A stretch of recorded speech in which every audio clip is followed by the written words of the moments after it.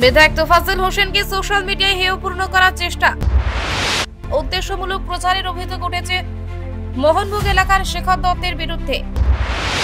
অভিযোগ অনুযায়ী শেখর দত্ত ফেসবুকে একটি পোস্ট করে দাবি করেন তার স্ত্রীর সাথে পারিবারিক বিরোধ চলাকালীন বিধায়ক তার স্ত্রী পুজো পালকে ফ্রেজিং করেছেন। দেখুন প্রতিবাদ নিউজের এক্সক্লুসিভ রিপোর্ট।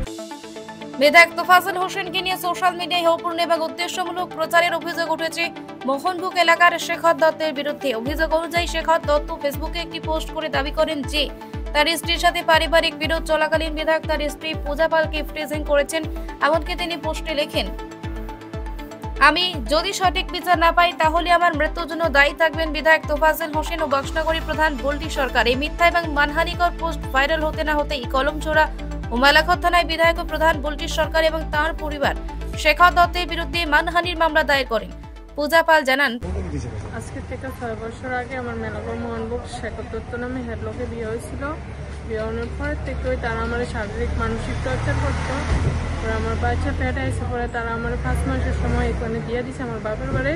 দিয়ে দেওয়ার পরে থেকে তারা আর আমার আনে না। আমি কয়েকদিন পর যদি আইলে আমার শাশুড়ি মানসিকভাবে আমার অত্যাচার করে, তারপর আমি গেছি।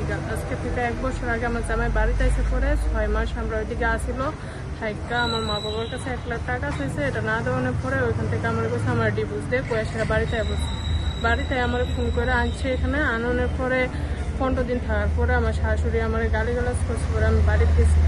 বাড়িতে যাওয়ানোর পরে আবার সপ্তাহখানেক পরে আমার ফোন করে আনছে। আইনা সেরা আমার খুব মারছে, কইছে আমার ডিভোর্স দেওয়া জায়গা।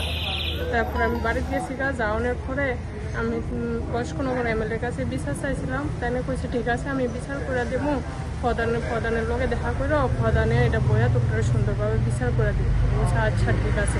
কিন্তু আজকে হঠাৎ করে দুপুরবেলা দিয়ে আমার হাজব্যান্ড সোশ্যাল মিডিয়ার মধ্যে একটা ভিডিও দিছে। ভিডিওর মধ্যে কইতাছে বস্কনগরের এমএলএ নাকি আমার বলে ইফটিজিং করছে। এটা সম্পূর্ণই ভুল কইছে। হ্যাঁ ষড়যন্ত্র করতেছে, মানে আমি হের কাছে যাই না দেখে হ্যাঁ অনেক এরকম করতেছে। হ্যাঁ বিয়ে 6 মাস পরে থেকে এরকম করতেছে। হ্যাঁ শুধু কোটা খায় আর শুধু টাকা চাইবো আমার মা বাবার কাছে।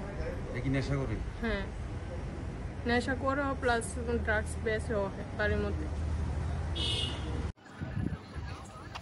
আজকে সকালবেলা আমি বস্কনগর এমএলএ নিয়ে একটা নিউজ করছিলাম। এটা আমার বাইরে মিস্টেক হয়ে গেছে, তার জন্য আমি এমএলএর কাছে ক্ষমা প্রার্থী। এই ঘটনায় রাজনৈতিক ও সামাজিক মহলে ব্যাপক চাঞ্চল্যের সৃষ্টি হয়েছে। স্থানীয়রা বিধায়কের প্রতি আস্থা প্রকাশ করে বলেন, কোনো নির্যাতিতার পাশে দাঁড়ানো অপরাধ নয়, বরং মানবিক দায়িত্ব। এই ঘটনায় প্রশাসনের পক্ষ থেকে প্রয়োজনীয় তদন্ত শুরু হয়েছে। ব্যুরো রিপোর্ট, প্রতিবাদ নিউজ।